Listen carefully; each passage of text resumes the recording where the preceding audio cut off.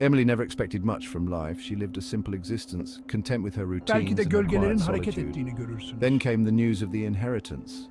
A great aunt she'd never met had passed away, leaving Emily Blackwood Manor. It seemed too good to be true. A sprawling estate nestled in the English countryside, Blackwood Manor promised a life far different from Emily's own. Emily, as Emily. Excitement warred with trepidation as I packed my bags, my heart pounding with a mixture of anticipation and unease. The drive to the manor was long, the road winding through dense forests that seemed to press in on either side. As the sun began to set, casting long shadows across the overgrown lawns, Emily's car finally crunched up the gravel driveway of Blackwood Manor. It was more imposing than she'd imagined. The house loomed before her, its dark windows like empty eyes staring out at her arrival. A shiver ran down her spine as she stepped out of the car, the air suddenly cold despite the summer evening. This was no ordinary house, she could feel it in her bones. Emily as Emily. Taking a deep breath, I reached for my suitcase. I had to admit, a thrill of excitement ran through me alongside the fear. This was a chance for a new beginning, a chance to escape the ordinary and embrace the unknown. As she made her way up the steps to the heavy oak door, Emily couldn't help but feel that she was stepping into a story, a tale tinged with both darkness and promise. The door creaked open as if inviting her in, and Emily took a hesitant step into the shadows of Blackwood Manor. The adventure, she realized, had just begun. The inside of Blackwood Manor was just as imposing as its exterior. Dust motes danced in the faint rays of sunlight that filtered through heavy drapes, illuminating faded grandeur and a palpable sense of neglect. Cobwebs clung to ornate chandeliers, and the air hung heavy with the scent of dampness and decay. It was as if time itself had grown stagnant within these walls, each room a mausoleum of forgotten memories. Emily, as Emily. As I explored the house, my footsteps echoing on the wooden floors, I couldn't shake the feeling that I was being watched.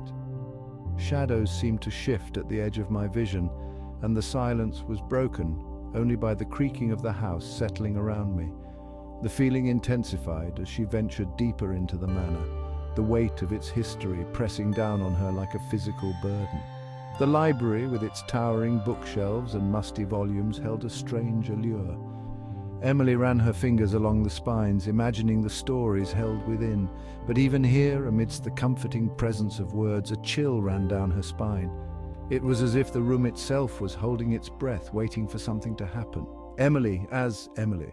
As I reached for a leather-bound volume, a noise from the hallway startled me. I turned, heart pounding, but found nothing there.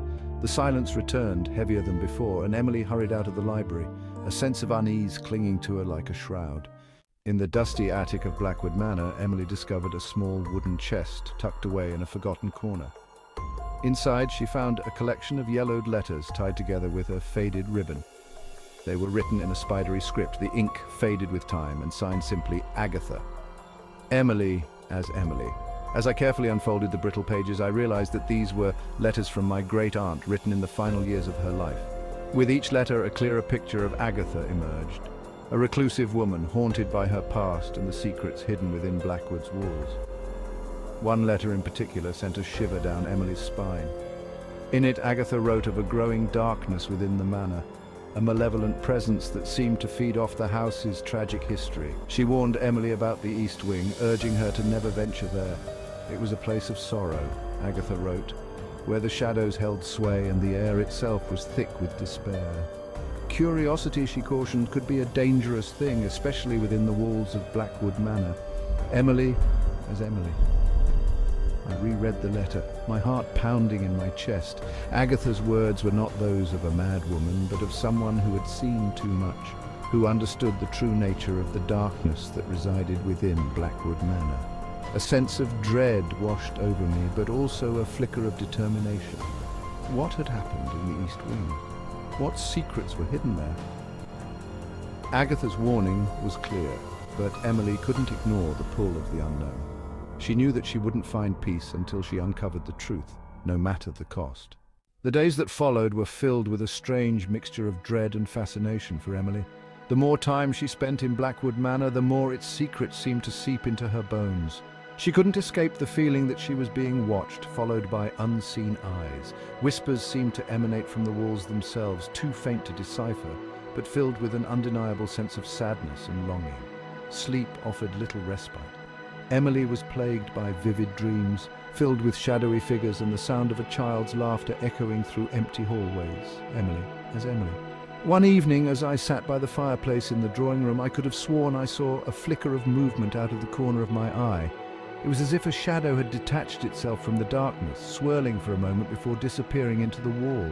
Her heart pounded in her chest, and a cold sweat broke out on her skin. She knew then that she wasn't alone in Blackwood Manor. Something else was present, something ancient and unseen.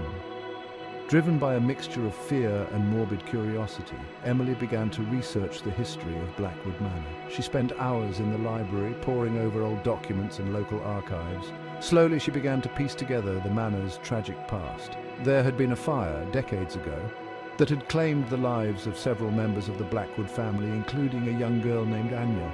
The east wing had been sealed off ever since, deemed too dangerous to inhabit. Emily as Emily. As I delved deeper into the manor's history, I couldn't shake the feeling that Anya's spirit was still present, trapped within the walls that had imprisoned her in life.